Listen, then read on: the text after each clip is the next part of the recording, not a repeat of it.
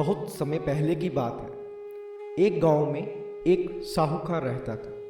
उसके पास धन दौलत की कोई कमी नहीं थी, लेकिन उसके संतान नहीं थी। वो हर वक्त अपने वंश के लिए चिंतित रहता था। वो हर सोमवार को व्रत रखता था, जिसमें दिन में वो शिव जी की पूजा करता था और शाम को शिवलिंग में भी दिया जलाता था। एक दिन माता पार्वती ने शिव जी से कहा, नाथ, ये मनुष्य आपका परम भक्त है, आपको इसकी इच्छा पूरी करनी चाहिए। शिव जी ने कहा, पार्वती, ये संसार एक कर्म क्षेत्र है। जैसे एक किसान अपने खेत में बीज बोता है तो इसका परिणाम उसको मिलता है, उसी प्रकार इस संसार में आदमी जैसा भी कर्म करेगा उसको वैसा ही फल मिलेगा। माता पार्वती ने फिर शिव जी से आग्रह किया, प्रभु, फिर भी आप इसकी श्रद्धा को देखिए, ये आपका परम भक्त है, आपको इसकी मदद करनी चाहिए।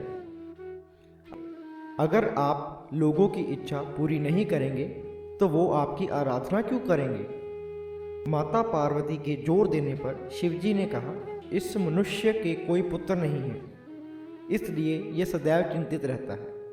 हालांकि इसके भाग्य में पुत्र नहीं है, फिर भी मैं आपके आग्रह पर इसको पुत्र देने का वरदान देता हूँ।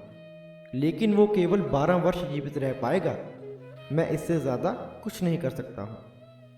साहूकार को भगवान शिव ने स्वप्न में उसके पुत्र के 12 वर्ष तक जीवित रहने की बात कही, जिसको सुनकर वो ना तो ज़्यादा खुश हुआ और ना ज़्यादा दुखी हुआ। वो हमेशा की तरह अपनी पूजा जारी रखने लगा। कुछ दिनों बाद उसकी पत्नी गर्भवती हो गई और उसने एक सुंदर बालक को जन्म दिया। सभी घर में बालक के जन्म पर खुशियां मना रहे थे, लेकिन वो साहूकार अपना दर्द केवल खुद ही जानता था और उसने किसी को भी बालक के 12 वर्ष जीवित रहने की बात नहीं बताई। जब वो बालक 11 वर्ष का हुआ तो उसकी माँ ने साहूकार से उसकी शादी की बात करने को कहा, लेकिन साहूकार ने शादी से साफ मना करते हुए कहा कि वो उसको शिक्षा के लिए काशी भेजेगा। साहूकार ने बालक के मामा को बुलाया और कुछ पैसे देकर बालक को काशी ले जाकर शिक्षा देने को कहा। उसने अपने पुत्र को कहा कि वो काशी जाते वक्त यज्ञ करते और ब्राह्मणों को खाना खिलाते हुए जाए। दोनों मामा भांजा ने ऐसा ही किया। रास्ते में एक बार वो दोनों जिस शहर से जा रहे थे, उसका राजा अपनी पुत्री का विवाह एक ऐसे राजकुमार से करवा रहा था जिसके केवल एक आंख थी। दूल्हे का पिता बहुत चिंतित था कि अगर दुल्हन उसके पुत्र को देखेगी तो विवाह के लिए मना कर देगी। इसलिए उसने जब उस साहूकार के लड़के को देखा तो उसने सोचा कि इस बालक को विवाह के तोरण के समय मेरे पुत्र के स्थान पर दुल्हन के सामने पेश कर दूंगा। दूल्हे के पिता ने उस लड़के के मामा से बात की तो वो राजी हो गए। इस तरह उस बालक ने दूल्हे के कपड़े पहन लिए और घोड़ी पर बैठकर तोरण की रस्म पूरी कर दी।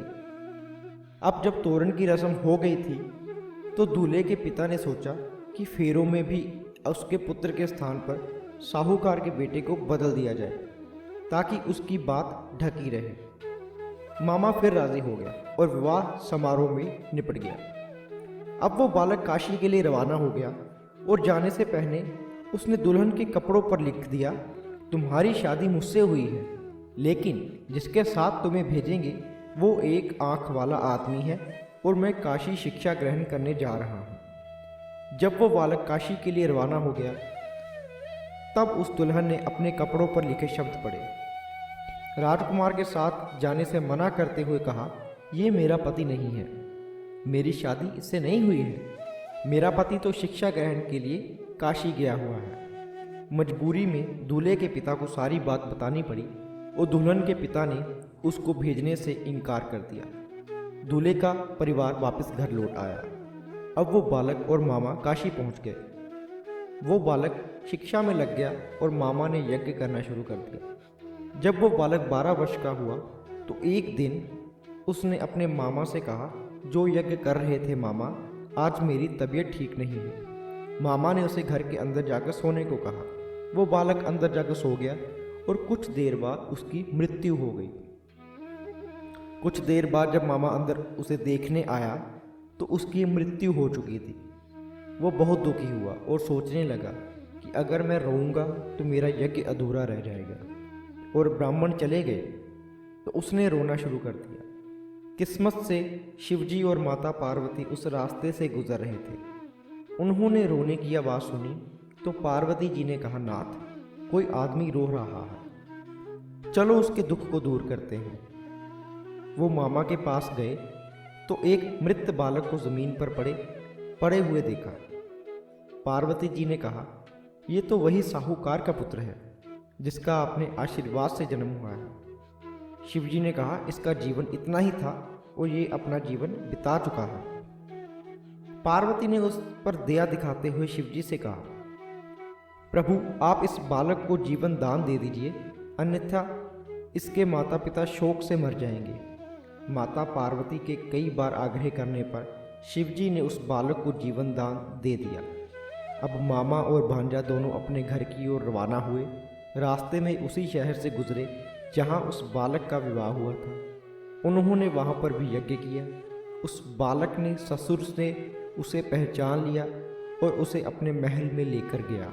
उसने उसका भव्य स्वागत किया और एक समारोह आयोजित किया। अपनी पुत्री को उसके साथ भेज दिया। वो सब वापस अपने शहर आ गए। उस बालक के माता पिता छत पर बैठे हुए थे। वो सोच रहे थे, अगर उनका पुत्र जीवित वापस आ जाएगा तो वो नीचे आ जाएंगे, वरना इस छत से कूदकर जान दे देंगे। उसी समय मामा वहां आ गया और उसने बताया कि आपका पुत्र आ गया है। उनको विश्वास नहीं हुआ और मामा ने बताया कि उसके साथ उसकी पत्नी भी आई है। उस साहूकार ने उन दोनों का स्वागत किया और वे सभी खुशी खुशी जीवन बिताने लगे। इस तरह जो भी सोमवार का व्रत करता है उसकी सभी मनोकामनाएं पूरी होती हैं।